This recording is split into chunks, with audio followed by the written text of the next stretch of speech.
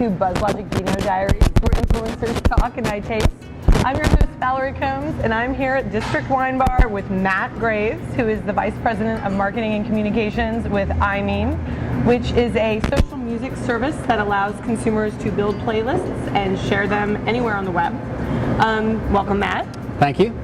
Before we get started chatting about imeem, we're going to taste our wine, and today we have a Pagliatura Vermentino, and that is the varietal, and it is something that's very crispy, light and refreshing, perfect on a day like today, which it is sweaty hot here in the city. So anyway, let's have a taste, shall we? Cheers. Cheers. I haven't met too many whites that I don't like. I definitely like that. That's delicious. But thoughts? I like it. I'm more of a red person, but this is good. Good. Okay, well, let's jump into some conversation. So why don't you tell us quickly how imeem is different from the plethora of other music services out there, because there's a ton. Pandora, Rhapsody, iTunes. I mean, the simplest thing is it's a free online music site that lets you search for an artist or a song and listen to it right away. That's the easiest way to think about it. But can I do that with like Pandora? I can just find music and on demand, or Rhapsody I can well, for Rhapsody you have to pay for it. You pay a flat monthly fee, and for something like Pandora you are searching for creating a station, but you actually can't control the music you're hearing. Got it. And so that's a key difference. And then the other key difference for us is that you can build playlists of stuff you like, share them with friends on the site, or, this is the big part, share them with friends elsewhere on Facebook, on Twitter, and other places where you're playing on the web. Right, really cool. So you guys are 100% ad supported.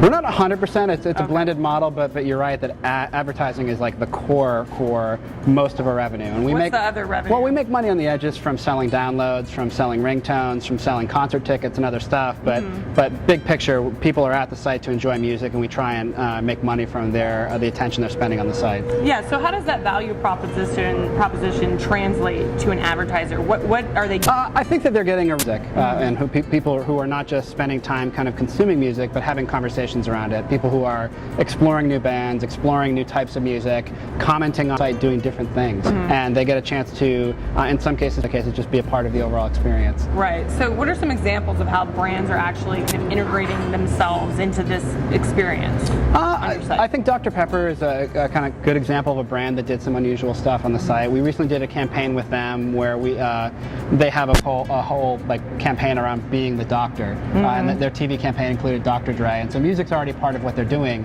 On imeem, we did a campaign where it was being studio doctor, and we allowed people who are on the site to create a remix of a song by this artist Flo Rida, and then we did a whole contest where over the course of weeks people submitted their remixes, we chose the best ones and highlighted them there, and so that was presenting that experience and kind of being a part of it, and that was just one component of a larger campaign. Do licensing fees though kind of eat into like potential revenue when it comes to an ad-supported model like this? I mean, how do you guys manage that piece? I mean, definitely when you're dealing with music, licensing fees come up as a kind of overall cost of the experience. But overall, we try and create larger campaigns where licensing costs are kind of only one part of it. Right. And so what it sounds like your advertisers are looking to do is, are there any specific around what kinds of engagement are valuable to them in this experience? Well, is another good metric, and then just overall commenting, types of direct engagement on the site.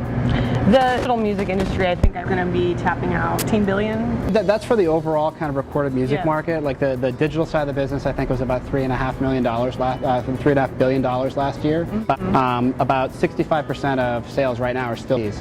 So digital is just 35%. Oh, really? Year over year, digital's up about 15 to 20%. At the same time, physical sales down, and one group and digital sales are going to. I think trends are headed in that direction. Right. So do you think that the advertising sort of? I think the thing is music for free, and the question. I think over the next years, advertising support puzzle for how the recording industry makes money when CD sales are tanking. Cool. Interesting insights from Matt Graves. If you haven't checked it out, go to imeem.com. Thank you for joining us. Thank you for having me. And until next time.